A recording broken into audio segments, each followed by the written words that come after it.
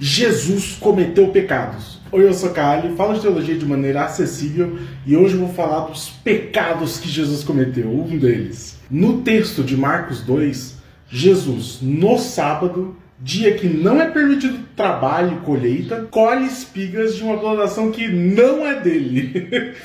E hoje em dia isso poderia ser considerado roubo, mas ironicamente a lei judaica permitia que você entrasse em plantações alheias e comesse. Ela não permitia que você levasse embora, mas entrar e comer podia. Então o problema aqui não é roubo. O problema aqui é o sábado. A questão principal é que Jesus rompe o sábado de uma maneira muito grave. Ele exerce um trabalho de colheita no dia que não pode colher. E os fariseus questionam Jesus e sua liderança por ele estar rompendo uma das maiores e mais importantes leis para um judeu. E Jesus vai se defender com um argumento até bem elaborado, que é um tipo de argumento que chama Kal Vachomer, que é uma metodologia de interpretação judaica, que basicamente argumenta que se algo é aplicável para uma situação mais simples, deve ser aplicado para uma situação mais complexa. E ele dá o exemplo de Davi, que come os pães sagrados numa situação onde ele não poderia fazer isso. E o argumento é bem complicado, porque o autor de Marcos está apresentando um Jesus que, confrontado com um erro que ele cometeu, argumenta que Davi também errou.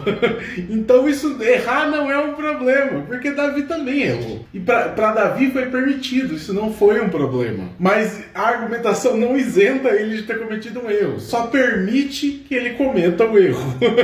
E a argumentação é focada no é permitido cometer erros se for para suprir uma necessidade humana. Essa argumentação é que compõe a segunda parte do argumento. Que ele vai dizer que se alguém está passando por necessidade, essa pessoa tem a permissão para cometer erros. É uma argumentação que a maior parte dos cristãos hoje em dia iam torcer o nariz. Porque Jesus está basicamente argumentando que se você tem fome e não tem alimento, não é condenável cometer um furto.